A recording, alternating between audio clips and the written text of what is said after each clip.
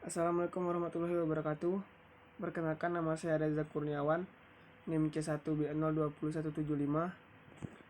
Di sini saya akan mempresentasikan PowerPoint saya yang berjudul Akuntansi Perusahaan Industri. Akuntansi perusahaan industri atau pabrik. Perusahaan industri merupakan perusahaan yang berkembang pada bidang industri. Dalam kata lain, perusahaan industri berkembang dalam bidang pengolahan barang setengah jadi atau bahan mentah yang kemudian diolah menjadi bahan jadi. Setelah diolah menjadi bahan jadi, nantinya akan memiliki nilai jual yang bertambah. Dengan begitu akan menambah jumlah keuntungan. Zaman teknologi seperti ini, Anda akan dengan mudah mendapatkan laporan keuangan hanya melalui aplikasi pembukuan. Kemudian jenis perusahaan industri. Yang pertama ada perusahaan industri ekstraktif. Perusahaan industri jenis ini merupakan salah satu perusahaan yang bahan bakunya diambil secara langsung dari bahan alam. Contohnya dari pertanian, perhutanan, perkebunan, perikanan, peternakan, pertambangan, dan masih banyak lainnya. Yang kedua, perusahaan industri non-ekstraktif. Setelah perusahaan industri ekstraktif, perusahaan industri jenis kali ini adalah kebalikan dari industri ekstraktif, yaitu perusahaan industri non-ekstraktif, yaitu perusahaan yang bahan bakunya diperoleh dari tempat lain selain alam sekitar. Yang ketiga, perusahaan industri fasilitatif. Perusahaan industri yang ketiga adalah fasilitatif. Jenis perusahaan ini lebih mengutamakan produknya pada jasa yang akan dijual kepada pembeli. Contohnya seperti perbankan, ekspedisi, asuransi, dan masih banyak lainnya.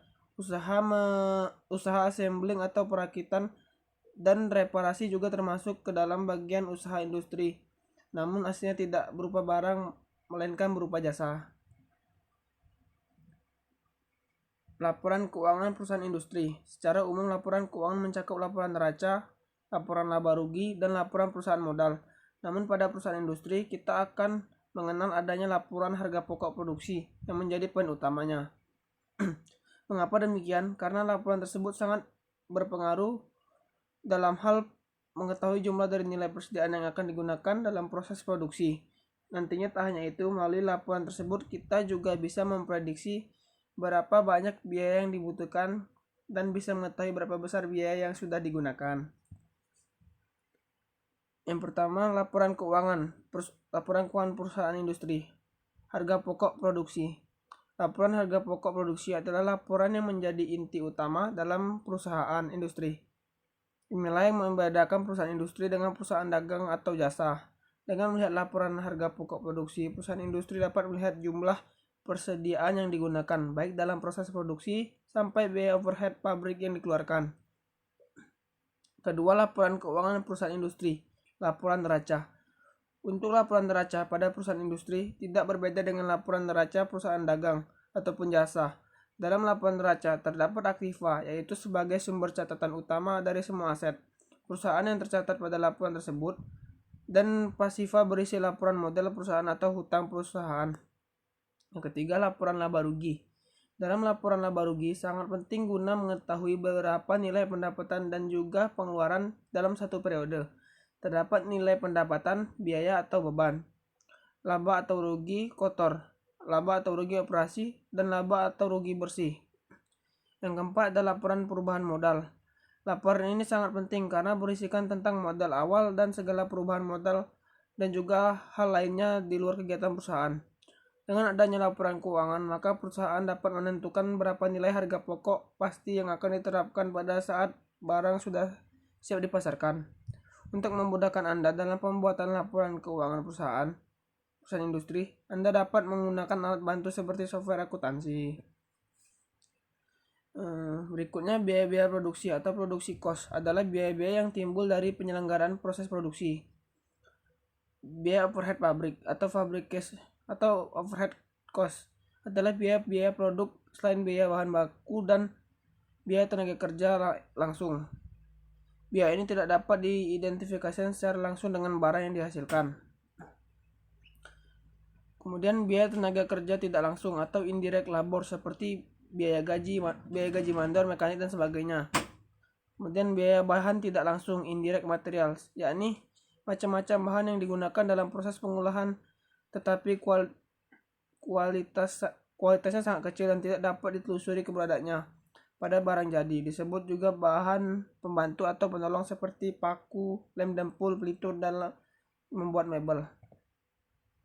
Kemudian persediaan barang dalam proses atau work in process, yaitu perkiraan yang menampung harga pokok barang yang belum selesai diolah atau sampai dengan tanggal neraca. Persediaan barang jadi atau finished good inventory, yaitu perkiraan yang menampung harga pokok barang-barang yang telah selesai diolah tetapi belum laku dan terjual sampai dengan tanggal neraca, mencakup biaya bahan baku, biaya buruh langsung dari BOP.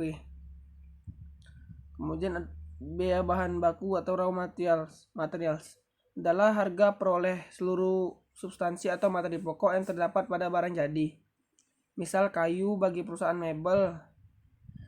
2. Biaya tenaga kerja langsung atau direct labor adalah biaya untuk buruh yang memiliki kinerja langsung terhadap proses pengolahan barang, baik yang menggunakan kemampuan fisiknya maupun dengan bantuan mesin-mesin dalam proses produksi. Misal tukang kayu bagi perusahaan mebel.